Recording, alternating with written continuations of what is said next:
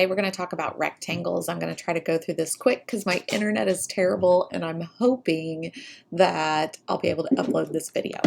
So today is rectangles. A rectangle is a parallelogram with 4 right angles. So all it takes to be a rectangle is 4 right angles. So since it's a parallelogram, it's going to have all the properties of a parallelogram, but it's going to have one extra property. So since it's a rectangle, all the properties of a parallelogram apply. Opposite sides are congruent. Opposite angles are congruent. Obviously, they're both 90. Consecutive angles are supplementary. That means 90 plus 90 is 180. Diagonals bisect each other, but also diagonals are congruent. That's the extra one. So diagonals equal each other. I've got a crazy cat. So that is the extra one. Now, since a rectangle has 4 right angles, do you think that a square is a rectangle? A square is always a rectangle because a square always has 4 right angles, but a rectangle does not necessarily have to be a square. Okay, let's just go straight to your assignment. Let's look at this. So the diagonals of a rectangle always equal each other, so they are equal. So you're going to put these equal to each other. X equals 2x minus 7. So put them equal to each other. Now when you minus 2x from 1x, you're going to get negative x. But negative x will equal negative 7. So positive x would be positive 7. And then to plug in to find the lengths of the diagonals, you could plug it into either one. It doesn't matter. 2 times 7 is 14. 14 minus 7 is 7. Or plug it in here and you just get 7. So on this one, you put them equal to each other. 3x plus 5 equals 5x minus 9. You would minus the 3x from the 5x. That would give you 2x. You would add the 9 to the 5. Add the 9 to the 5. That would be 14. So 2x would equal 14. Oh, hey. Divide by 2. Guess what you get? 7 again. And then you just plug it in to find the length. So 3 times 7 is 21. 21 plus 5 would be 26. Oops, 26. Okay, so again, just put them equal to each other, and solve. Equal, equal, equal. Okay, so I tried to put those problems up here. I know it's kind of hard to see, but remember that diagonals are equal to each other and diagonals bisect each other because it's a parallelogram. So since diagonals bisect each other and they're equal, I'm going to put these, you are going to have isosceles triangles created. And I don't know if you remember, but on an isosceles triangle, the base angles always equal each other. So do you see that angle that's 18 degrees? 18 degrees? That means the other angle would also be 18 degrees up there. So this would be 18. But to get angle 1, what is that corner? Well, we know that each corner is 90 degrees. So if you just do 90 minus 18, 90 minus 18, you get 72. So angle 1 would have to be 72 degrees. So I'm going to put 72 in there. Now to get angle 2, remember those base angles always equal each other. So if that top one's 72, that means this one is also 72. So if you do 180 minus 72, you get 36. So angle 2 would be 36. Then to get angle 3 down there, 3 down there is, remember that's a 90 degree angle, so 90 minus 72 would be 18 because, and we already know that that's 18, but look at those. Those are alternate interior angles, so those would equal each other anyway. So angle 3 is 18. And then to get angle 4, there's a couple ways to do it. You could look at 2 and 4. These two right here form a linear pair. Or, you know, these two angles are 18. So you could do 180 minus 18 minus 18. Or 180 minus 36. And you get 144. Okay, hope that helps on number 2. Let's look at number 3. So same type of thing. The first thing that pops out on me on number 3 is those vertical angles. So do you see the 106 degrees? Which other angle would be 106? It would be angle 3 because those are vertical angles. So I will go ahead and put 106 there.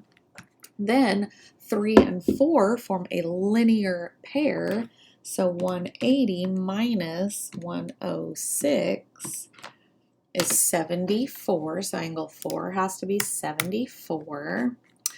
Let's look at angles 1 and 2. So if I look at this triangle right here, it's an isosceles triangle. So this triangle right here, an isosceles triangle. So if I do 180 and subtract the 106, 180 minus 106, then I have to divide by 2 because those are two angles. Divide by 2. Each angle would be 37. So I know angle 1 is 37. And then what does this corner make here? That corner makes 90 degrees. So if I know angle 1 is 37, I could do 90 minus 37 to get angle 2. 90 minus 37 is 53. Okay, so number 4, I put number 4 on here. So again, you've got those isosceles triangles. So do you see that 30 degrees up in the corner there? Well, I know these two angles have to be the same, so angle 4 would have to be 30. And then if I look at angle 3, I know that that's 90 degrees there. So 90 minus 30 would be 60. So angle 3 has to be 60. I'm going to put 60 there. Oh, hey, look, I know that that's 62. 2 and 60 have to add to 90, or you can look at your alternate interior angles. So 2 would have to be 30. And then I still need angle 1. Well, that corner right there is also 90 degrees.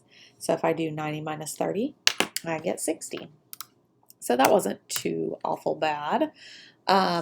These two angles in the corner have to add to 90 degrees, so you would combine like terms, put it equal to 90. So 4x and 1x is 5x.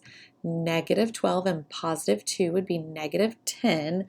So you would have 5x minus 10 equals 90, and then you would have to solve from there. 5x minus 10 equals 90. You would solve from there. Okay, these two angles on number 6 have to equal each other because this is an isosceles triangle. So you would do 5x plus 10 equals 6x minus 3. 5x plus 10 equals 6x plus 3. So you'd have to minus the 5x on both sides, minus the 5x. So you'd have 10 equals x plus 3, and then minus the 3. Hopefully that helped with that one. We're getting 7 for a lot of answers. These two pieces have to equal each other. They're marked equal. X plus 58 equals 3x plus 10. X plus 58 equals 3x plus 10. I will let you solve that from there. So you'd minus the x on both sides, and then minus the 10, and then solve. Okay, so on question number 8, your last one, you're just reading each part. Most of these will just be equal to each other. So AM is this piece, CP is this piece, and opposite sides equal each other. So 2x plus 3 equals x plus 4. Solve for x and then just plug it into AM. For SM and CS, SM is right here. CS is right here. Those two pieces equal each other because diagonals are equal, so put them equal. 3x minus 5 equals 2x plus 10. Solve for x and then plug it in. AS and SM, those two pieces equal each other, so 4x minus 9 equals 2x plus 5. Solve for x, plug it in. AP and CM, AP, that diagonal, CM, that diagonal, diagonals equal each other, so x equals 2x minus 4. Let me do that because for some reason, a lot of people struggle with that. So x equals 2x minus 4. So I would minus 2x on both sides. So x minus 2x is negative x. Negative x would equal negative 4. But positive x would have to equal positive 4. So x would be 4. Plug into AP. Well, AP is just x, so that would be 4. AP and CM. So AP and CM, again, those are diagonals. Just put them equal to each other. 5x minus 8 equals 2x plus 1. And then AP and CM again. So 3x plus 1 equals 8x minus 4. I forgot to put an equal sign there. So just put them equal to each other and solve. So if you have any questions at all, let me know. I hope you guys have a great day. I hope I talked fast enough.